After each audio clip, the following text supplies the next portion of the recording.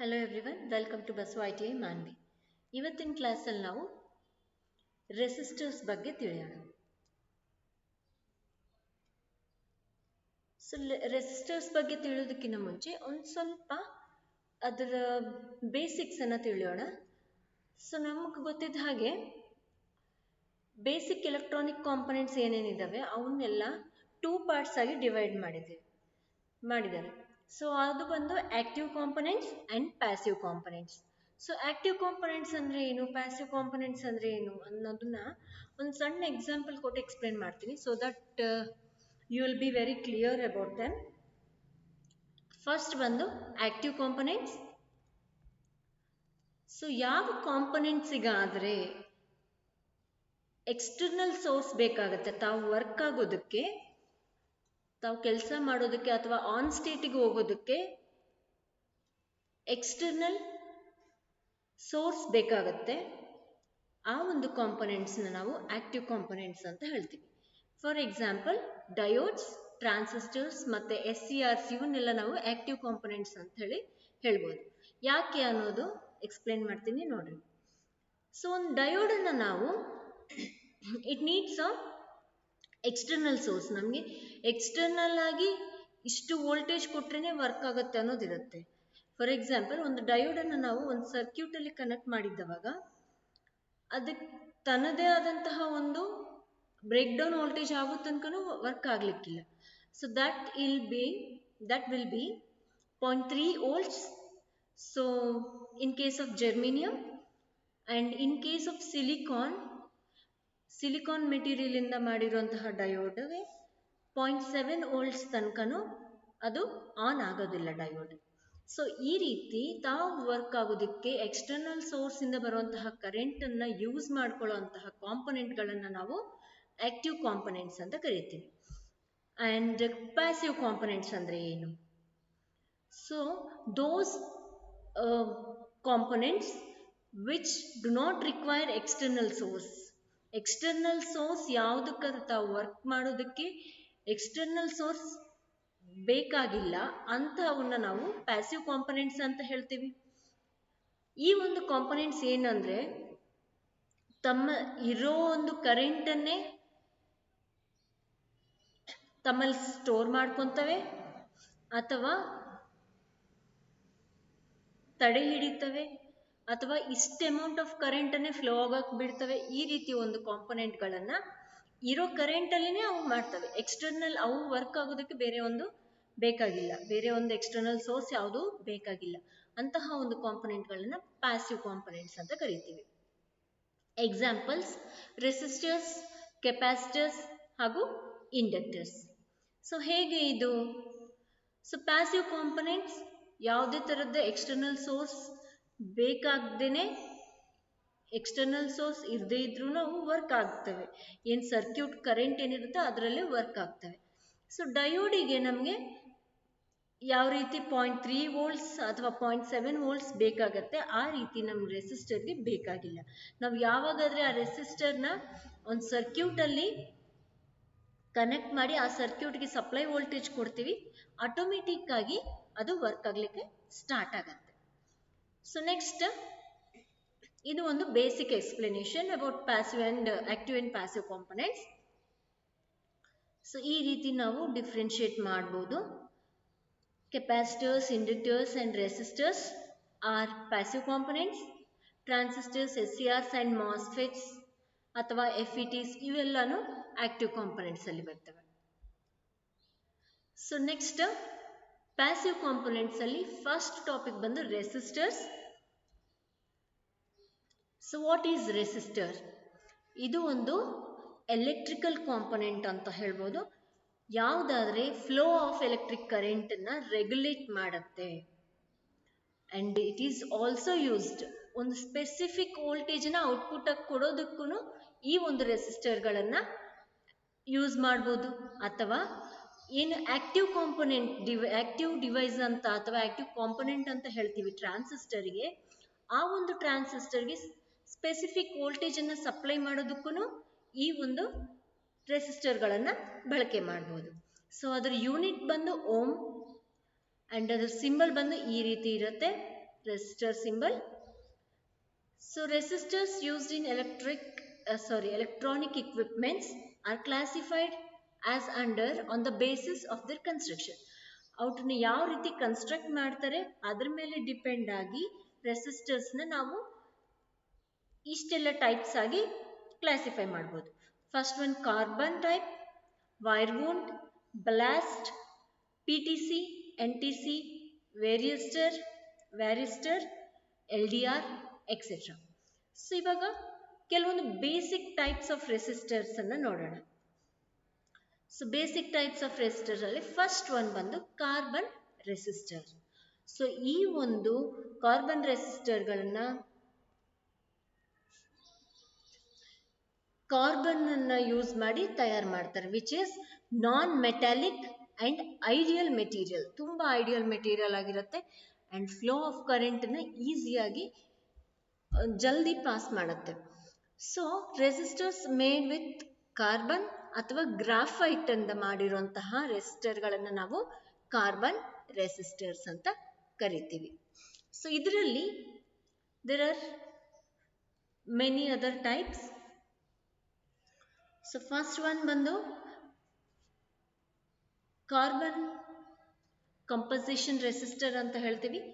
So, e carbon composition resistor again it's further classified into pallet or slug type, filament type, carbon composition resistor, film carbon resistor. So,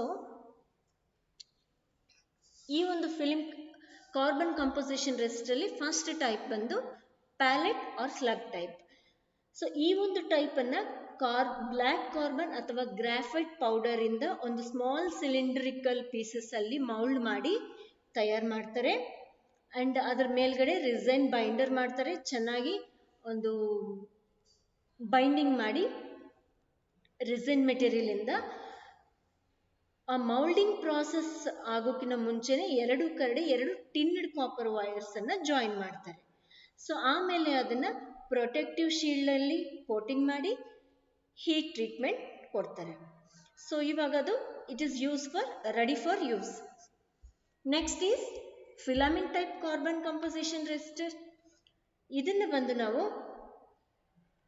ಈ ಒಂದು resistors ತಯಾರು ಮಾಡೋದಕ್ಕೆ carbon powder ಅನ್ನ ಪ್ರೊಕ್ಲೈನ್ ಅಥವಾ glass tube ಮೇಲ್ಗಡೆ deposit ಮಾಡ್ತಾರೆ. Deposit ಮಾಡೋದು ಅಂತಂದ್ರೆ ಹೇಗೆ, ಇವಾಗ ಒಂದು ಯಾವುದಾದ್ರೂ ಒಂದು ಸ್ವಲ್ಪ ನೀರು ಒದ್ದೆ ಇರುವಂತಹ ಒಂದು ಇದ್ರ ಮೇಲೆ ಫ್ಲೋರ್ ಮೇಲೆ ಆಗಲಿ ನೆಲದ ಮೇಲೆ ಆಗಿರಲಿ ಬಟ್ಟೆ ಮೇಲೆ ಆಗಿರಲಿ ನಾವು ಒಂದು ಪೌಡರ್ ಅಥವಾ ಯಾವುದಾದ್ರೂ ಹಿಟ್ಟನ್ನು ಚೆಲ್ಲಿದ್ರೆ ಯಾವ ರೀತಿ ಡೆಪಾಸಿಟ್ ಆಗತ್ತೆ ಆ ರೀತಿ ಒಂದು ಕಾರ್ಬನ್ ಪೌಡರ್ ಅನ್ನ ಡೆಪಾಸಿಟ್ ಮಾಡ್ತಾರೆ. ಮಾಡಿಬಿಟ್ಟು ಟಿನ್ನಡ್ ಕಾಪರ್ ಚೆನ್ನಾಗಿ ರೆಸಿನ್ ಇಂದ ಬೈಂಡಿಂಗ್ ಮಾಡಿ ಟಿನ್ನಡ್ ಕಾಪರ್ ಲೆಗ್ಸ್ ಅನ್ನ ಎರಡು ಕಡೆ ಜಾಯಿನ್ ಮಾಡ್ತಾರೆ. ಸೊ ಈ ಒಂದು ಕಾರ್ಬನ್ ಕಂಪೋಸಿಷನ್ ರೆಸಿಸ್ಟರ್ಸ್ ನ ಮೆಟಲ್ ಆಕ್ಸೈಡ್ ಫಿಲಿಂ ರೆಸಿಸ್ಟರ್ಸ್ ಅಂತಾನೂ ಕರಿತೀವಿ. ಅಂಡ್ ಫಸ್ಟಿಗೆ ನಾವು ಲಾಸ್ಟ್ ಟೈಪ್ ಏನು ಡಿಸ್ಕಸ್ ಮಾಡಿದ್ವಿ ಅದನ್ನ ಪ್ರೊಲೆಟಿಕ್ ರೆಸಿಸ್ಟರ್ ಅಂತಾನೂ ಕರಿತೀವಿ. ಸೊ ಈ ಒಂದು filament type carbon composition resistors 2 ohms ಇಂದ 10 ಮೆಗಾ ohms ತನಕನೂ ರೇಂಜ್ ಇರುತ್ತೆ ಅವ್ರದ್ದು. ಪವರ್ ರೇಟಿಂಗ್ ಬಂದು 1/8, 1/4, 1/2 ಅಥವಾ 1 and 2 watts ಪವರ್ ರೇಟಿಂಗ್ ಇರುತ್ತೆ. So next last one is ಈ ಒಂದು ಕಾರ್ಬನ್ ರೆಸಿಸ್ಟರ್ ಅಲ್ಲಿ last one film carbon resistors. So ಇದರಲ್ಲಿ ಏನ್ ಮಾಡ್ತಾರೆ, ಸೊ ಈ ಮೂರು ತರದ್ದು ಕಾರ್ಬನ್ ಅನ್ನ ಯೂಸ್ ಮಾಡ್ಕೊಂಡೇ ಮಾಡ್ತಾರೆ, ಕಾರ್ಬನ್ ಅಥವಾ ಗ್ರಾಫೈಟ್, ಆದ್ರೆ ಒಂದೊಂದ್ರಲ್ಲಿ ಒಂದೊಂದು ತರ. ಸೊ ಕಾರ್ಬನ್ ಕಂಪೋಸಿಷನ್ ರೆಸಿಸ್ಟರ್ ಅಲ್ಲಿ ಸಾಲಿಡ್ ಕಾರ್ಬನ್ ಅನ್ನ ಯೂಸ್ ಮಾಡ್ತಾರೆ in the form of small cylindrical. And filament type composition ಅಲ್ಲಿ ಕಾರ್ಬನ್ ಪೌಡರ್ ಅನ್ನ ಯೂಸ್ ಮಾಡ್ತಾರೆ. ವೇರಾಸ್ ಫಿಲಿಂ ಕಾರ್ಬನ್ ರೆಸಿಸ್ಟರ್ಸ್ ಅಲ್ಲಿ ಬಂದು ನಮಗೆ ಹೈಡ್ರೋಕಾರ್ಬನ್ ವೇಪರ್ಸ್ ಅನ್ನ 900 to 1100 ಡಿಗ್ರಿ ಸೆಲ್ಸಿಯಸ್ ಅಲ್ಲಿ ವೇಪರೈಸ್ ಮಾಡಿ ಸಿರಾಮಿಕ್ ಕ್ಯಾಪಿಲರಿ ಪೈಪ್ ಒಳಗಡೆ ಡೆಪಾಸಿಟ್ ಮಾಡ್ಕೊಂತಾರೆ. ಸೊ ಈ ಎಲ್ಲ ರೆಸಿಸ್ಟರ್ಸ್ನು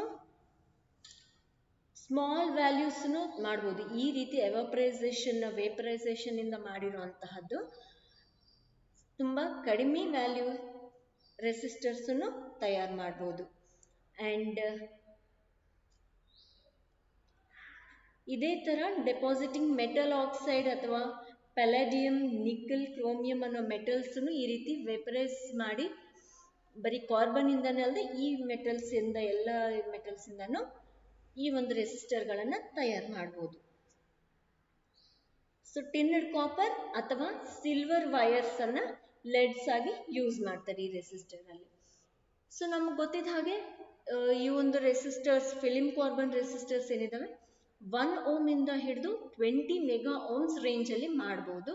ಅಂಡ್ 1/2 ವ್ಯಾಟ್ಸ್ ಪವರ್ ರೇಟಿಂಗ್ ಅಲ್ಲಿ ತಯಾರು ಮಾಡ್ತಾರೆ.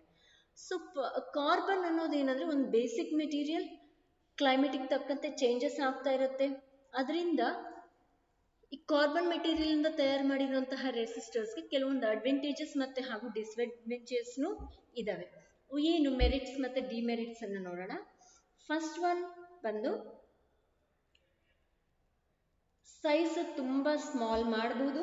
ಮೆರಿಟ್ಸ್ ಅಂದ್ರೆ ಅಡ್ವಾಂಟೇಜಸ್, ತುಂಬಾ ಸ್ಮಾಲ್ ಸೈಜ್ ಅಲ್ಲಿ ಮ್ಯಾನುಫ್ಯಾಕ್ಚರ್ ಮಾಡಬಹುದು. ಅಂಡ್ ವೆಯ್ಟ್ನು ತುಂಬಾ ಕಡಿಮೆ ಇರುತ್ತೆ. ಅಂಡ್ ತುಂಬಾ ಸಣ್ಣ ವ್ಯಾಲ್ಯೂ ಇಂದ ಹಿಡಿದು ಹೈ ವ್ಯಾಲ್ಯೂ ತನಕನೂ ಮ್ಯಾನುಫ್ಯಾಕ್ಚರ್ ಮಾಡಬಹುದು. And switchable for very high frequency. ಈ ರೀತಿ ಕಾರ್ಬನ್ ಅನ್ನೋ ಅದರ ಒಳ್ಳೆ ಫಸ್ಟ್ ಕ್ವಾಲಿಟಿ ಏನಿರೋದಂದ್ರೆ ಎಷ್ಟೇ ಫ್ರೀಕ್ವೆನ್ಸಿ ಆಗಿ ತಡೆಯೋ ಶಕ್ತಿ ಇರುತ್ತೆ ಅದಕ್ಕಾಗಿ ಹೈ ಫ್ರೀಕ್ವೆನ್ಸಿ ಸರ್ಕ್ಯೂಟ್ಸ್ ಅಲ್ಲೂ ವರ್ಕ್ ಮಾಡುವಂತಹ ಕೆಪಾಸಿಟಿ ಇರುತ್ತೆ. ಅಂಡ್ ಟೆಂಪರೇಚರ್ ಕೋಎಫಿಷಿಯಂಟ್ ಬಂದು 0.02 to 0.1 ಇರುತ್ತೆ. ಇನ್ನು ಡಿಮೆರಿಟ್ಸ್ ಬಂದು ನೋಡೋಣ ಏನಿದೆ ಅಂತ ಹೇಳಿ. ಅಂದ್ರೆ disadvantages, temperature and humidity after their values effect their values. So ಈ ಚೇಂಜಸ್ ಏನು ಆಗ್ತಾ ಇರ್ತವೆ ನಮ್ಮ ಸುತ್ತಮುತ್ತಲಿ, ಟೆಂಪರೇಚರ್, ಹ್ಯೂಮಿಡಿಟಿ, ಎಲ್ಲಾನು ಆ ಒಂದು ಕಾರ್ಬನ್ ರೆಸಿಸ್ಟರ್ಸ್ ಅನ್ನ ಅಫೆಕ್ಟ್ ಮಾಡ್ತವೆ, ಅದ್ರ ವ್ಯಾಲ್ಯೂಸ್ ಅನ್ನ ಎಫೆಕ್ಟ್ ಮಾಡ್ತವೆ. ಕರೆಂಟ್ ಕ್ಯಾರಿಯಿಂಗ್ ಕೆಪಾಸಿಟಿ ತುಂಬಾ ಕಡಿಮೆ ಇರುತ್ತೆ. Wattage also is limited up to 2 watts. ಇದಕ್ಕಿಂತ ಜಾಸ್ತಿ ವ್ಯಾಟೇಜ್ನ ಕಾರ್ಬನ್ ರೆಸಿಸ್ಟರ್ನ ತಯಾರು ಮಾಡೋಕ್ಕಾಗಲ್ಲ. And it's very difficult to make a carbon resistor above a value of 2 ohms. 2 ohms ಗಿಂತ ಜಾಸ್ತಿ ಇರುವಂತಹ ಒಂದು ರೆಸಿಸ್ಟರ್ಗಳನ್ನ ತಯಾರು ಮಾಡೋದಕ್ಕೆ ಬಹಳ ಕಷ್ಟ. ಇದ್ರದ್ದು ಸ್ಟೆಬಿಲಿಟಿ ಹಾಗೂ ರಿಲಯಬಿಲಿಟಿ ಅಂದ್ರೆ ಮೇಂಟೈನಿಂಗ್ ಅ ಫಿಕ್ಸ್ಡ್ ವ್ಯಾಲ್ಯೂ, ಒಂದು ವ್ಯಾಲ್ಯೂನ ಮೇಂಟೈನ್ ಮಾಡೋದಕ್ಕೂ ಬಹಳ ಕಷ್ಟ ಇದರಿಂದ. ಯಾಕೆಂದ್ರೆ ಅದರಲ್ಲಿ ಯೂಸ್ ಮಾಡಿರುವಂತಹ ಕಾರ್ಬನ್ ಮೆಟೀರಿಯಲ್ ನಮ್ಮ ಸುತ್ತಮುತ್ತಲಿರುವಂತಹ ಟೆಂಪರೇಚರ್ ಮೇಲೆ ಡಿಪೆಂಡ್ ಆಗಿ ಚೇಂಜ್ ಆಗ್ತಾ ಇರುತ್ತೆ. ಅದಕ್ಕಾಗಿ ಒಂದು ಫಿಕ್ಸ್ಡ್ ವ್ಯಾಲ್ಯೂ ಇರಲ್ಲ, ಅದಕ್ಕೆ ಸ್ವಲ್ಪ ಜಾಸ್ತಿ ಕಡಿಮೆ ಆಗ್ತಾನೆ ಇರುತ್ತೆ. So this is about the carbon resistors. Next is wire wound resistors ಅಂತ ಹೇಳ್ತೀವಿ. So next wire wound resistors ಅಂದ್ರೆ ಏನು? ಈ ನಾರ್ಮಲ್ ರೆಸಿಸ್ಟರ್ ಮೇಲೆ ವೈಂಡಿಂಗ್ ವೈರ್ ಅನ್ನ ಯೂಸ್ ಮಾಡಿ ಇನ್ಸುಲೇಟೆಡ್ ಫಾರ್ಮರ್ ಆಗಿ ಅಲ್ಲಿ ರಿಸನ್ ಅನ್ನ ಯೂಸ್ ಮಾಡ್ತಿದ್ರೆ, ಇಲ್ಲಿ ಬಂದು ಮೇಲ್ಗಡೆ ಬೈಂಡಿಂಗ್ ವೈರ್ ಅನ್ನ ಯೂಸ್ ಮಾಡ್ತಾರೆ. ಅದು ಬಂದು ಯಾವ ಮೆಟೀರಿಯಲ್ದು ಅಂತಂದ್ರೆ porcelain pipe pieces are used as a former. ಮತ್ತೆ ಅಥವಾ ಯುರಿಕಾ ವೈರ್ ಅಂತ ಹೇಳ್ತೀವಿ. ಯುರಿಕಾ ಅಂತಂದ್ರೆ ಇದು ಒಂದು metal which is an alloy of nickel and copper. 60% of nickel ಹಾಗೂ 40% ಆಫ್ ಕಾಪರ್ ಅನ್ನ ಸೇರಿಸಿ ತಯಾರು ಮಾಡಿರುವಂತಹ ಮೆಟಲ್, ಅಲಾಯ್ ಮೆಟಲ್ ಇದು. ಇದರಿಂದ ತಯಾರಾಗಿರುವಂತಹ ವೈರ್ಗಳನ್ನ ಆ ಒಂದು ರೆಸಿಸ್ಟರ್ ಮೇಲೆ ಸುತ್ತೋದಕ್ಕೆ ಯೂಸ್ ಮಾಡ್ತಾರೆ. ಸೊ ಈ type of this wire wound type ಏನಿರ್ತಾವಲ್ಲ, ಆ ಒಂದು ರೆಸಿಸ್ಟರ್ಸ್ 0.01 to 1 ಮೆಗಾ ಓಮ್ ತನಕ ನಾವು ಮ್ಯಾನುಫ್ಯಾಕ್ಚರ್ ಮಾಡ್ಬೋದು. And 5 to it's maximum up to 50 watts power rating. So wire wound resistors, ಅದರಲ್ಲಿ there are different types of wire wound resistors. First one, fixed value resistor. ಇದನ್ನ ಬಂದು ಏನು value change ಮಾಡೋದಕ್ಕೆ ಸಾಧ್ಯ ಆಗಲ್ಲ. ಇದರಲ್ಲಿ ವ್ಯಾಲ್ಯೂ ಫಿಕ್ಸ್ಡ್ ಆಗಿರುತ್ತೆ. ಅಂತಹ ಒಂದು ರೆಸಿಸ್ಟರ್ನ ಫಿಕ್ಸ್ಡ್ ವ್ಯಾಲ್ಯೂ ರೆಸಿಸ್ಟರ್ ಆ ಒಂದು ರೆಸಿಸ್ಟರ್ದ ರೆಸಿಸ್ಟೆನ್ಸ್ ಚೇಂಜ್ ಮಾಡೋಕೆ ಸಾಧ್ಯ ಆಗಲ್ಲ. ಅಂತಹ ಒಂದು ರೆಸಿಸ್ಟರ್ನ ಫಿಕ್ಸ್ಡ್ ವ್ಯಾಲ್ಯೂ ರೆಸಿಸ್ಟರ್ ಅಂತ ಕರಿತೀವಿ. So it has no arrangement for changing its resistance value. ಅದಕ್ಕೆ ಯಾವ ಥರದ ಅರೇಂಜ್ಮೆಂಟ್ನೂ ಇರಲ್ಲ ಅದರೊಂದು ರೆಸಿಸ್ಟೆನ್ಸ್ ಚೇಂಜ್ ಮಾಡೋದಕ್ಕೆ. And the next is tapped resistor. Tapped resistor ಅಂದರೆ ಎರಡು ಅಥವಾ ಎರಡಕ್ಕಿಂತ ಸ್ವಲ್ಪ ಜಾಸ್ತಿ ವ್ಯಾಲ್ಯೂಸ್ ಅನ್ನ ಒಂದೇ ಯೂನಿಟ್ ಅಲ್ಲಿ ತಯಾರು ಮಾಡಿರ್ತಾರೆ. ಸೊ 2-3 ಟ್ಯಾಪಿಂಗ್ಸ್ ಇತ್ತು ಅಂದ್ರೆ 2-3 ವ್ಯಾಲ್ಯೂಸ್ ಇದಾವೆ ಅಂತ ಅರ್ಥ. ಒಂದು ಎಂಡ್ ಟ್ಯಾಪ್ ಸ್ಟಾರ್ಟಿಂಗ್ ಟ್ಯಾಪಿಂಗ್ ಇಂದ ನೆಕ್ಸ್ಟ್ ಟ್ಯಾಪಿಂಗ್ ತನಕ ಒಂದು ವ್ಯಾಲ್ಯೂ, ಆ ಸೆಕೆಂಡ್ ಟ್ಯಾಪಿಂಗ್ ಇಂದ ಥರ್ಡ್ ಟ್ಯಾಪಿಂಗ್ ತನಕ ಇನ್ನೊಂದು ವ್ಯಾಲ್ಯೂ, ಆ ರೀತಿ 2-3 ವ್ಯಾಲ್ಯೂಸ್ ಅನ್ನ ಒಂದೇ ಯೂನಿಟ್ ಅಲ್ಲಿ ಕೊಡ್ತಾರೆ. ಆ ಒಂದು ರೆಸಿಸ್ಟರ್ಗಳನ್ನ ಟ್ಯಾಪ್ಡ್ ರೆಸಿಸ್ಟರ್ ಅಂತ ಕರಿತೀವಿ. ಅಂಡ್ ದ ನೆಕ್ಸ್ಟ್ ಈಸ್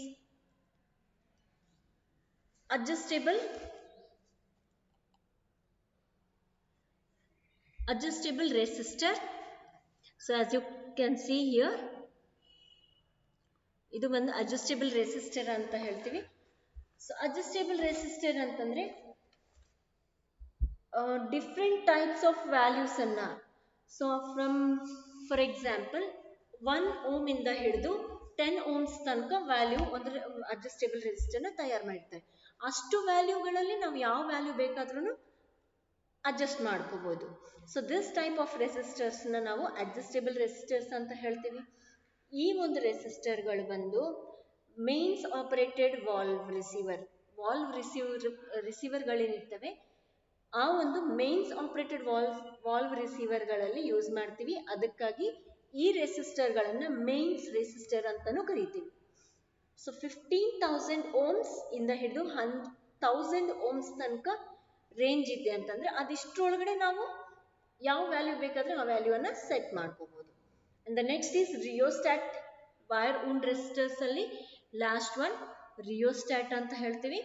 ರಿಯೋಸ್ಟಾಟ್ನು ಒಂದು ವೇರಿಯಬಲ್ ರೆಸಿಸ್ಟರ್. ಸೊ ಕ್ವೈಟ್ ಈಸಿಯಾಗಿ ನಾವು ನಮಗೆ ಬೇಕಾಗಿರುವಂತಹ ವ್ಯಾಲ್ಯೂನ ಸೆಟ್ ಮಾಡ್ಕೋಬಹುದು. ಇದನ್ನ ಬಂದು ಲ್ಯಾಬೊರೇಟರೀಸ್ ಅಲ್ಲಿ ಜಾಸ್ತಿ ಯೂಸ್ ಮಾಡ್ತಾರೆ. Next is potentiometers. ಪೊಟೆನ್ಶಿಯೋಮೀಟರ್ಸ್ನು it is similar to variable resistors, ಅಥವಾ ಇದು ಒಂದು ವೇರಿಯಬಲ್ ರೆಸಿಸ್ಟರ್ದು ಒಂದು ಟೈಪ್ ಅಂತ ಹೇಳ್ಬೋದು ನಾವು.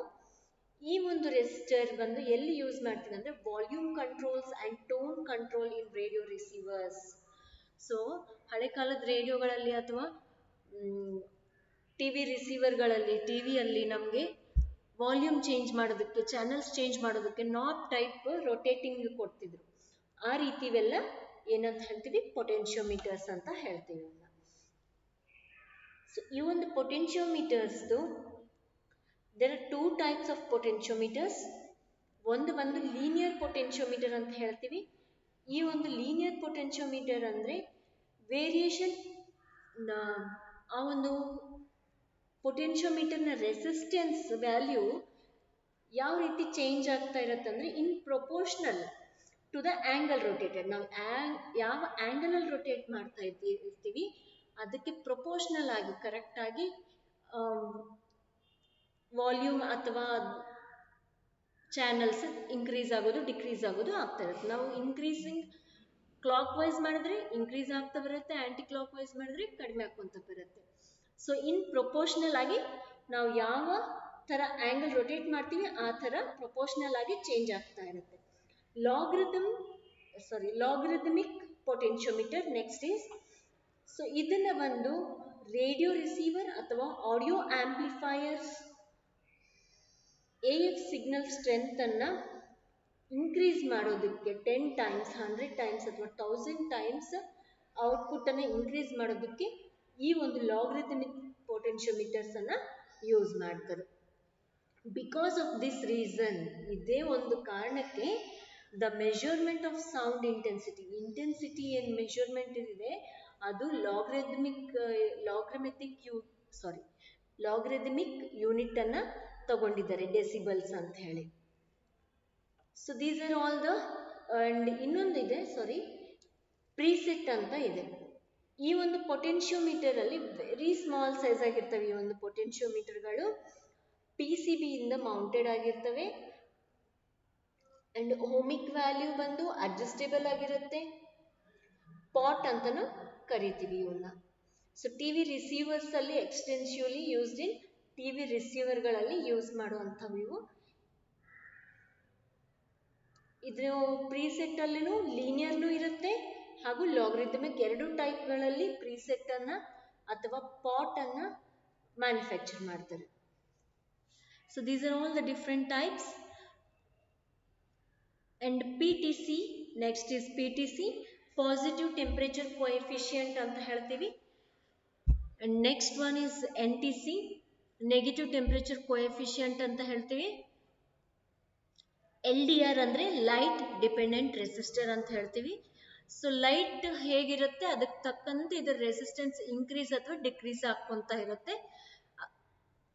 ಅಂಡ್ ವೋಲ್ಟೇಜ್ VDR ಅಂತ ಹೇಳ್ತೀವಿ, ವೋಲ್ಟೇಜ್ ಡಿಪೆಂಡೆಂಟ್ ರೆಸಿಸ್ಟರ್ ಅಂತ ಹೇಳ್ತೀವಿ. ಅದ್ರ ಮೇಲೆ ಬೀಳುವಂತಹ ಟೆಂಪರೇಚರ್ ಅಥವಾ ವೋಲ್ಟೇಜ್ ಯಾವ ರೀತಿ ನಾವು ಇನ್ಕ್ರೀಸ್ ಮಾಡ್ದಂಗೆಲ್ಲ ಜಾಸ್ತಿ ಆಗ್ತಾ ಇರುತ್ತೆ ಇದ್ರ ರೆಸಿಸ್ಟೆನ್ಸ್. ವೋಲ್ಟೇಜ್ ನಾವು ಕಡಿಮೆ ಮಾಡ್ದಂಗೆಲ್ಲ ಡಿಕ್ರೀಸ್ ಆಗ್ತದೆ. ನಾವು ಏನು ಇನ್ಪುಟ್ ವೋಲ್ಟೇಜ್ ಕೊಟ್ಟಿರ್ತೀವಿ ಅದ್ರ ಮೇಲೆ ಡಿಪೆಂಡ್ ಆಗಿ ಈ ಒಂದು ರೆಸಿಸ್ಟರ್ನ ವೋಲ್ಟೇಜ್ ಡಿಪೆಂಡೆಂಟ್ ರೆಸಿಸ್ಟರ್ದು ವ್ಯಾಲ್ಯೂ ಇನ್ಕ್ರೀಸ್ ಆರ್ ಡಿಕ್ರೀಸ್ ಆಗುತ್ತೆ. So these are all the different types of resistors. We'll meet in the next video with a new topic. Thanks for watching. Please subscribe and press the bell icon for further notifications. Like and share the videos. Thank you.